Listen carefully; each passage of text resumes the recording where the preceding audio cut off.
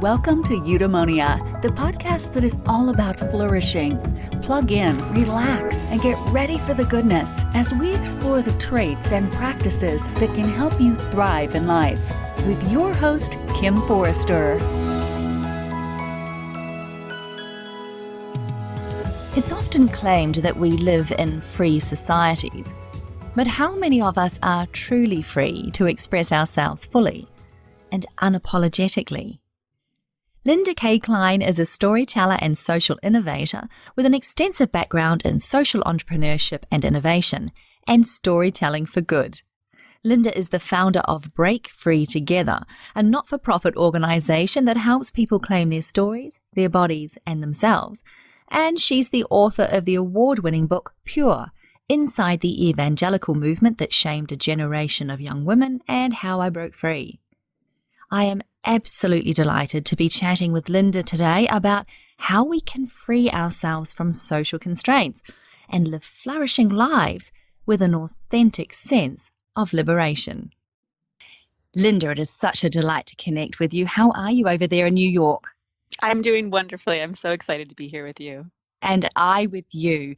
Now, you were raised in a white American conservative evangelical community, and your book Pure is based on the trauma that you experienced trying to conform to the demands of sexual purity in that subculture. Can you perhaps share with my listeners a little of what it was like for you as a teenager, living in an environment where there was such intense focus on remaining sexually pure? Well, first of all, I wonder if it might be useful for me to give you just a little bit of an insight into the world that I was in before I talk about my personal experience in it.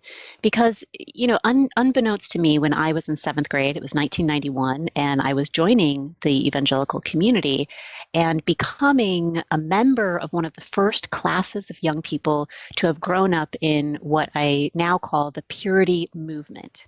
Now, of course, I had no idea that that was the case. I just thought I was living in the world, and that this community was reflective of the way things were and the way things had always been. But in reality, I was entering into a really intentional movement that taught that there were only two roles or two identities that people could hold, particularly young people and particularly young women and girls, which is you could either be pure or you could be impure. You could be lovable, or you could be lucky if you'll ever be loved by a good Christian man. You could be worthy and part of our community, or you could be unworthy and questionable, really. And you could lose your purity not only by having sexual experiences, but you could also lose your purity, in some people's opinions, by having sexual thoughts or having sexual feelings, or in the case of women and girls, by inspiring sexual thoughts and feelings in others. And I remember as a young person, feeling at first, the first feeling that I had was really a feeling that this didn't feel right to me, because there was something about it that was deeply objectifying of women and girls that I could sense even then. So in secular society, we were told as women and girls that we, had to please men in terms of our sexual performance, I'm going to say. And when I say that, I don't just mean in terms of action, but how we appear, etc. By being sex-y enough, and therefore considered worthy and good and lovable. Yes. And Yeah, absolutely. Right? And in this world, we were being taught that we had to please men and boys by being sexless enough, right? By, again, wearing the right thing, looking the right way, talking the right way. So it was a very similar sort of form of objectification. So at the beginning, it felt, something about it felt off to me, even in the early days. But, the reality is that when you are surrounded by something day in and day out, even when it feels off, even when it feels wrong, it can get inside of you. Oh, yes. And that's what happened to me. Slowly, I moved from annoyance to anxiety, and it began to feel like I was impure. I was bad. I started to feel like it didn't matter how much good I did, how many Bible studies I started, how many people I brought to church, how much I sang and played guitar in the band at church, whatever it was, I would always be bad. There is so much to unpack in that story, in that response you've just given me there, Linda. First of all, I can see how you were entrapped, because you were entrapped in this expectation that was beyond what anybody could ever fulfill in their life. And so by being asked to be beyond human, basically, you then get trapped in this sense of wrongness, because you're being told from everybody in your community, well, that you should be that way, and therefore you're in your mind, I imagine you're feeling, well, that should be obtainable. I should be able to not have those thoughts, or not want to call a boy, or not have stirring desires. And yet the community is telling you it's not pure. It's so funny that you bring that up, because I just had a fascinating conversation with somebody from the Muslim community recently. And we were talking about shame in the Muslim community because, again, these things are global in many ways. We have global issues with sexual and gender control of women and girls. Yes. So we were talking about it, and she was talking about the prevalence of shame in her community and how there was this expectation that you should always be experiencing shame. You should always be in a shame state. And as we were talking about her community, I realized, oh, wow, I think that actually was an unrecognized expectation in our community as well. I think that the expectations were set to the point where they were unattainable, so that we would always be in a state of shame. But of course, the way that they were presented was that they were attainable, and you were bad if you could not meet those expectations. So they created that state of shame by promising that they were unattainable while setting forth expectations that were unattainable, so you would be in that state of shame. Right? So researchers talk about the difference between guilt and shame, and I think that might be a good thing for us to pause on for a moment. So guilt, according to a researcher, is this feeling, I did something bad, whereas shame is this feeling, I am something bad. Oh, that sounds so soul-destroying, basically, to live a life in that space. Absolutely. And also the difference between how guilt and shame impacts people is tremendous. So guilt, they say, is a moral emotion. It makes you a better person, essentially. When you think about having done something wrong, say you lied to someone, but it doesn't define you as your being, you're more likely to go to that person and to right that wrong. So it actually makes you better. Right? It makes you connect with others. It makes you reach out. It makes you improve. Whereas shame, this feeling, I am something bad. I am impure. I am unworthy, right? That actually makes you disconnect. It makes you go into yourself and move away from other people as much as you can, either by, focusing inward, I'm so terrible, I'm so terrible, I'm so terrible, which of course makes you not focusing on the other person, or lashing out at them to keep them as far away from you as possible, or really going into secrecy, not telling anyone about this part of you that you are afraid will make them reject you or see you as bad, or any other number of ways. You disconnect from people. So what we're doing is we're creating states of internal isolation around a subject that there should be so much room for connection that we're building into people. So I actually believe that many of us are forced into a sense of shame in different ways all around the world. So it might be our sexual desires, our sexuality, our gender identity, or there are many other reasons that we are sent into shame. Here in Asia, for instance, simply making a mistake or being wrong about something can actually engender a huge amount of shame in an individual. Overwhelmingly, your story is about liberating yourself from shame. So how do we do that, Linda? How do we liberate ourselves from shame? What are the signs that we are actually living in shame? And how do we unpack that to reclaim our worthiness and power? Well, the fact that we know how shame impacts us is very, very useful when you're trying to figure out whether or not you are experiencing shame. So it's very, very hard when you are in a shame state to identify that you're in it. But you can look at the symptoms, right?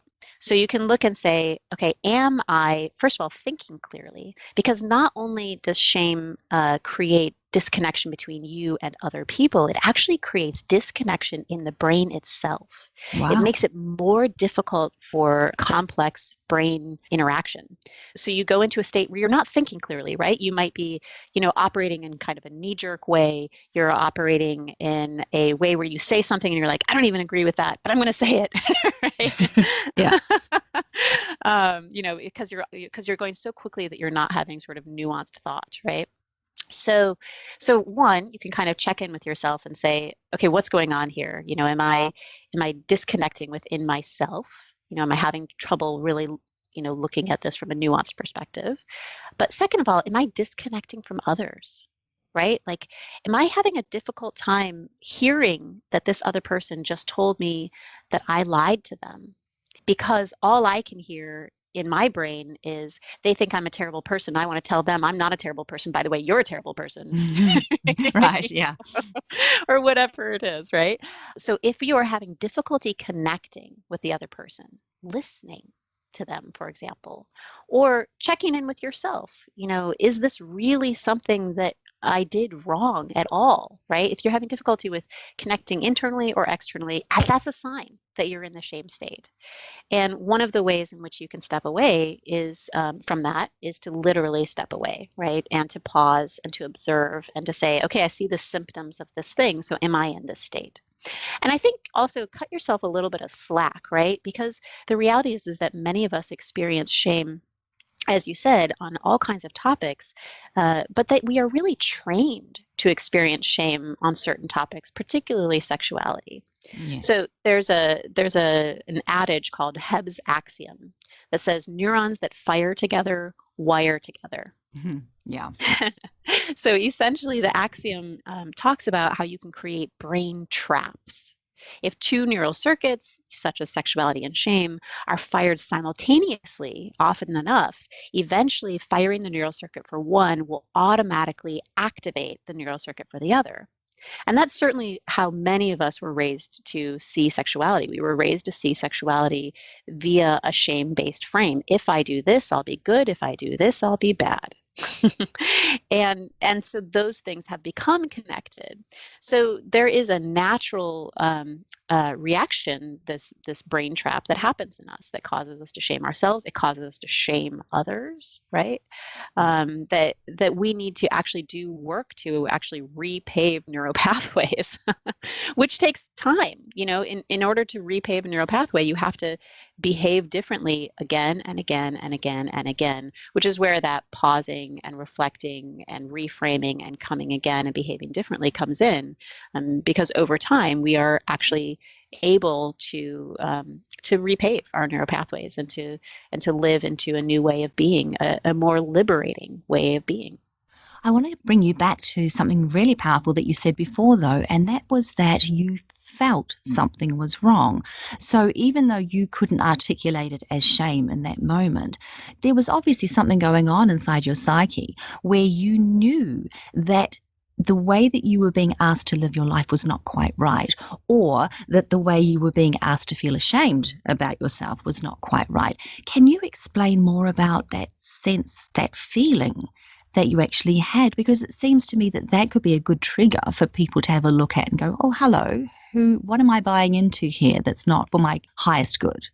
What you're making me think about is this really common theme that came up in my interviews. I should mention, I actually have done 12 years of interviews with people who were raised in white evangelical Christian churches as girls. And one of the things that came up again and again and again is that we didn't trust ourselves. Oh, that's powerful. And that we were taught not to. We were taught that the body and the self was evil and was bad. And whatever our desires were worldly, essentially, and that we needed to control our bodies and control our minds and control our hearts, which were sinful, and allow ourselves to be controlled by higher things. Now, of course, the difficulty with this is that the individuals that communicated higher things to us were also individuals, right? They were Yeah. people. They were the leaders of churches. They were the leaders of our small groups. So what ended up happening was that we silenced our own knowledge, and in an effort to bring in a higher state of godliness, we elevated the perspectives of other individuals who were ranked at a higher level in the religious hierarchy. Sure. And we forgot that God, or whatever word you want to use, lives all inside and around us, and that we have no less access to a sense of deep knowing that from my context, would think of as the Holy Spirit, right? That still small voice that whispers in our ear, but that others might, think of as the gut, right? The Right. deep knowledge. Absolutely. We have no less access to that than anyone else. So we were creating a culture collectively as a community where those who had less power were taught that we had less God, essentially, right? And therefore, we could not trust our voices and our knowledge. We had to trust those who had God. Now, of course, I live in the white evangelical church where only men are allowed to be in top levels of power. There are huge issues with all kinds of power and privilege, in our society, and certainly in our church as well, as a major part of society. So what ends up happening is you have the internal and the external silencing of a lot of people, including women and girls. So a lot of my interviewees and I, we had to learn how to trust ourselves. And that is not a simple thing. You don't flick your fingers and all of a sudden learn how to trust yourself and learn how to listen to the inner knowing that's been talking to you all along, especially when you've had that kind of external pressure going on for Absolutely. most of your life.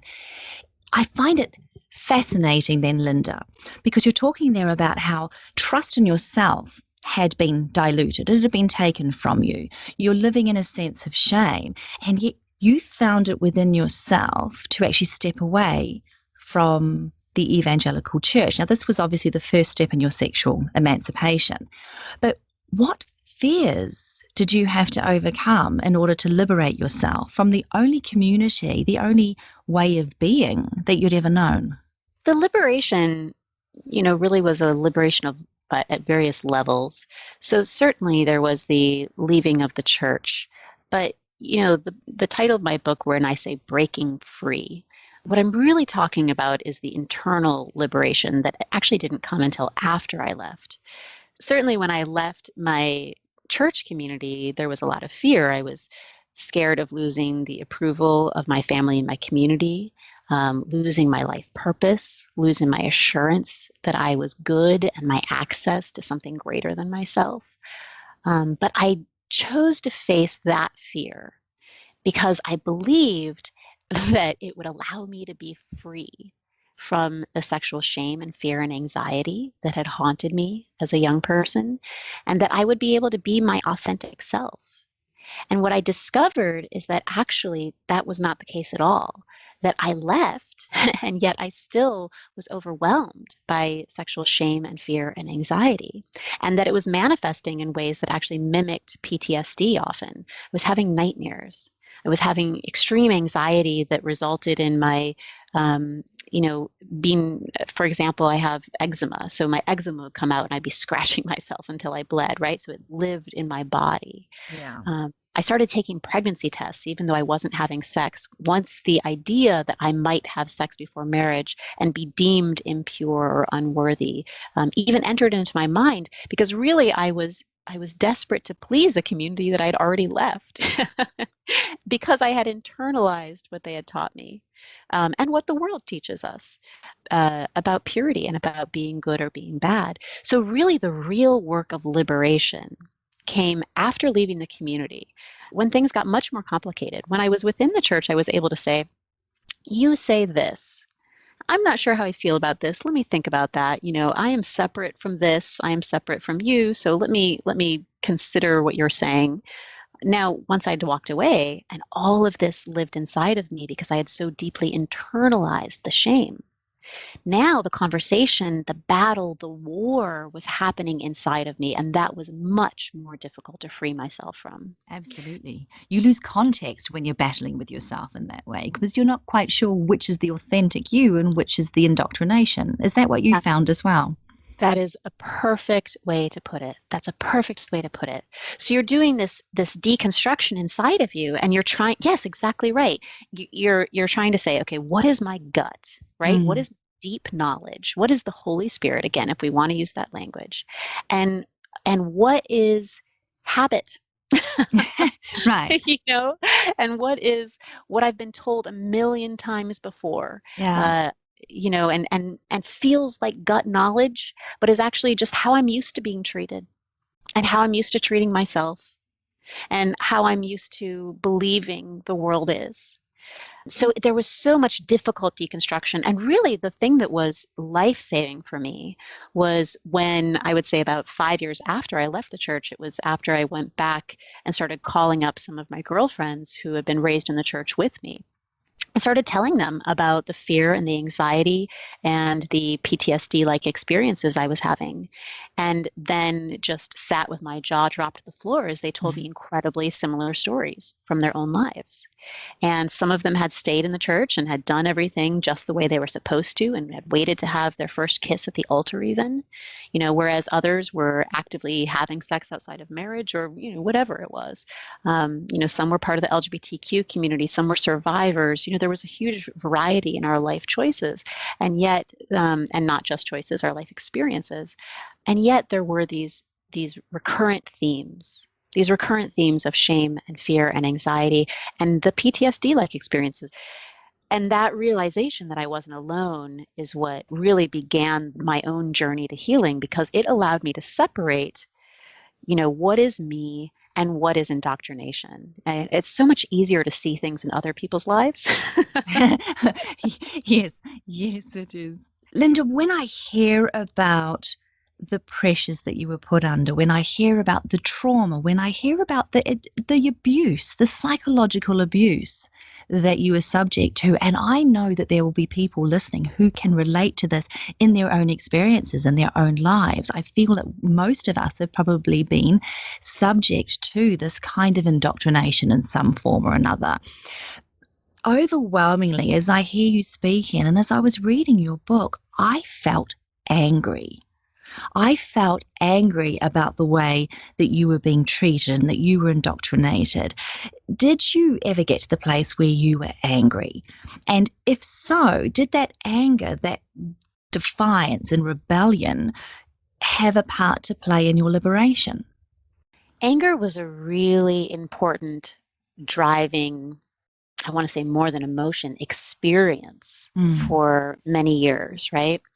It was anger that arose when I started to understand that these were not just the way things were, that I had been taught very specific things that had been designed, in very, very specific contexts, et cetera. Every new piece of knowledge that I got, that I was able to say, oh, that's why I'm experiencing this. That's why my childhood girlfriends are experiencing this. That's why, people I've interviewed around the country for, 12 years are experiencing this. The fire of anger is what moved me forward into the next stage of exploration. Now, I would say that anger was a really important part of the phase of deconstruction for me. Right? Anger allowed me to pull it all apart and drove me forward as I separated out, as you were saying before so beautifully, my authentic self from my indoctrination. Now, when I started to get into the point of reconstruction, of creating a new way of looking at the world, which you cannot do without deconstruction. There's no way to sort of build upon No. an Yeah. existing worldview without pulling it apart. That's when I started to shift away from anger being a driving emotion for me, and it started to become about, what does a healthy sexual ethic look like for me? What does living in a way in which I am my whole self, right, in which I am my mind, in which I am my spirit, in which I am my body, in which it is all part of me, what does that look like? It's interesting. I have done a lot of research on social good. I have another life where I study purpose and other things related to how we create positive change in the world. And one of the pieces of research that I came across basically said that if you move as a person, a change agent in the world, from a route of pain, eventually you will burn out, because pain is a difficult driver, right? It's an Yeah. important one, but it is difficult. So eventually, the researchers suggested, if you really want to be in this for the long run, you need to shift from a pain driver to a hope driver. So, for example, one who has experienced sexual violence and is doing work within sexual violence, might be driven for a very long time by the pain that they experienced and that others experience, but eventually come to a point where they say, what keeps me going is creating a world in which we can walk through the world, with a degree of physical safety that we don't have right now. So it is this vision for safety and for freedom that is what drives me. And I think that's what I have done through the reconstruction process, is started to see another way that we could be as a world, right? Yeah. And that has the anger is still present, but it plays a much less driving role than it did in this new vision. Well, there's two things that I pick up from what you just said there. First of all, I think it's important for people to understand that anger is a very constructive part of the process, because anger itself, particularly in women around the world, can be a source of shame. When, when, when Absolutely. we're not allowed to be angry or express anger. So I love how you explain the way that anger was actually a constructive force that it propelled you forward. The other thing that I picked up, though, is that at one point you shifted from fighting against something to standing for something. That's very well put. Yes.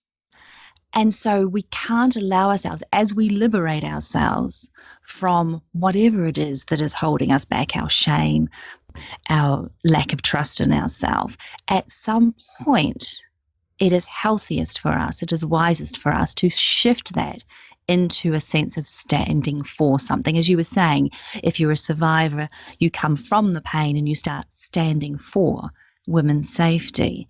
In your case, obviously, you've come from sexual oppression and you started standing for the liberation of yourself and women, people all over the world. And I feel that's a really powerful message to get across there, so that it gets turned into something positive and constructive for the world. Mm-hmm. Thank you. Yeah, it was an important part of my process, and it was interesting when I found the research and realized that there was a similar process that many change agents go through. So I want to talk about your parents, your community, your friends that were around you as you were growing up. Obviously, they love you dearly, and there's no way that they were choosing to cause this kind of trauma, to oppress you in this way, purposefully, deliberately. So, how do we know as individuals that our actions, so particularly those that we feel are being pursued with good intentions, how are we sure that those actions are not undermining the liberty of others? It's a really great question, because particularly when you're talking about liberation in terms of the mind, I think it can be very difficult to ascertain. Certainly there are physical boundaries, that you can create around someone, and those are more obvious to identify. There are structural boundaries, which are more difficult to identify, but at least there's a degree of tangibility. And then there are there is the control of the mind, right?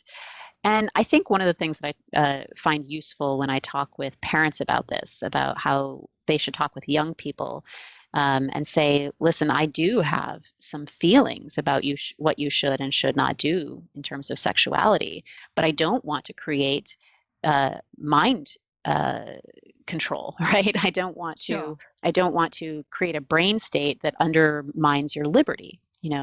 So one of the things that I often tell parents is, there's a difference between giving someone advice, right? Saying, this is what I did. This is what I might recommend to you for these reasons.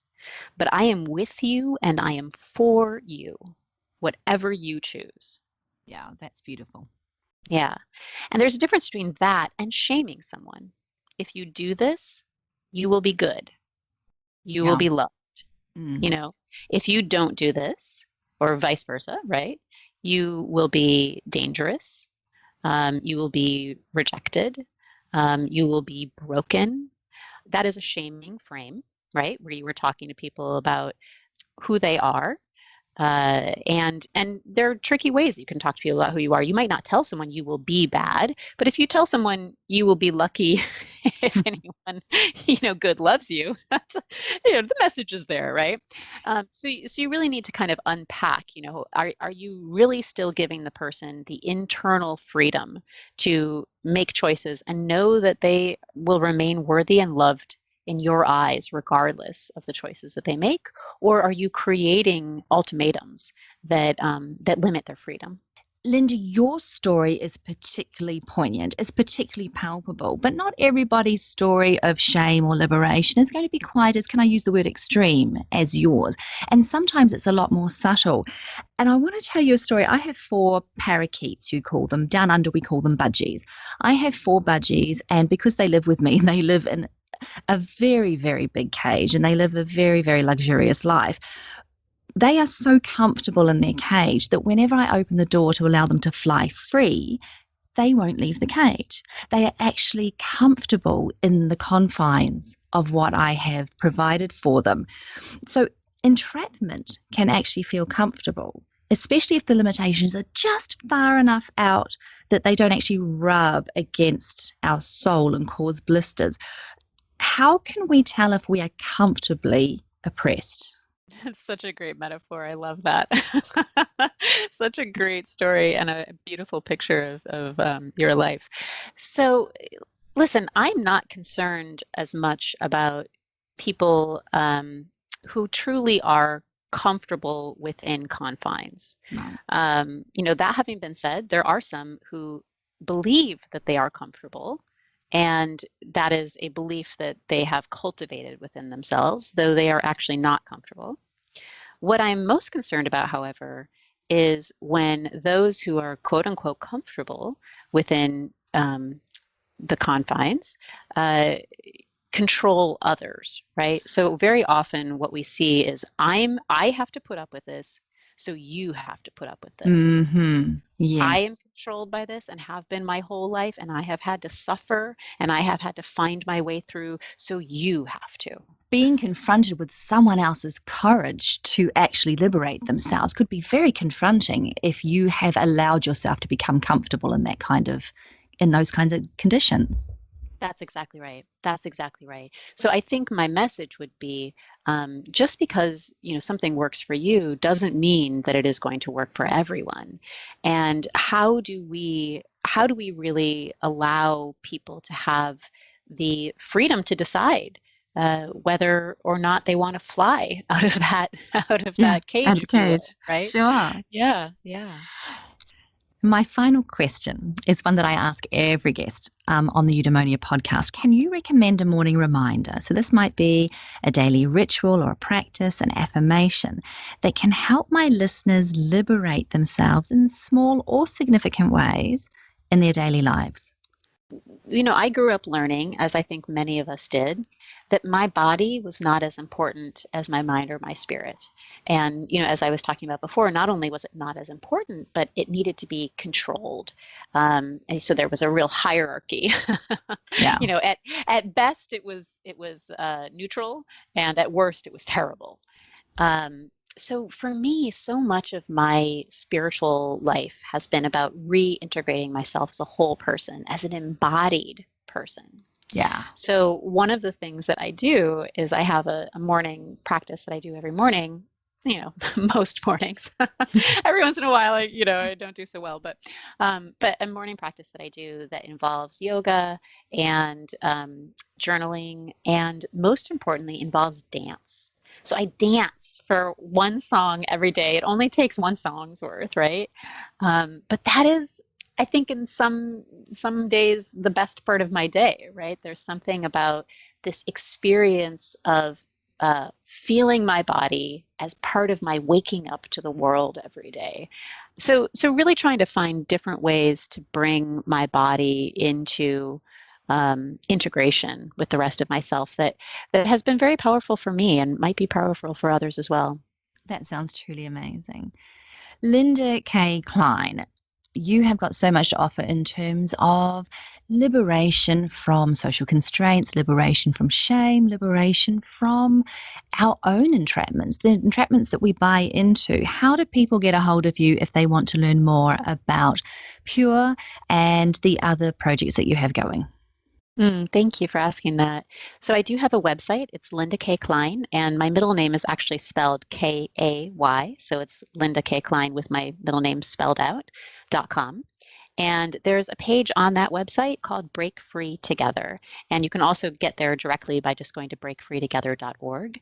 And Break Free Together is about the work that I do that came out of the book. So whereas the book is really about white evangelical Christians who were raised in the community as girls and their experiences as a case study for us to understand the impact of sexual shaming, Break Free Together is about how we all can come into a place of claiming our bodies, claiming our stories, and claiming ourselves. So you can learn more about that work there as well. I'm truly grateful for all the work you do and also for choosing to spend some time with me here on the Eudaemonia podcast, Linda. It's been such a pleasure. Oh, thank you so much for having me. This was a joy. Jane Fonda once said, "The whole point of liberation is that you get out, restructure your life, act by yourself." You've been listening to the Eudaemonia podcast. If you'd like to learn more about how to live a truly flourishing life, please subscribe and check out eudaemoniapod.com for more inspiring episodes. I'm Kim Forrester. Until next time, be well, be kind to yourself, and liberate yourself to live fully.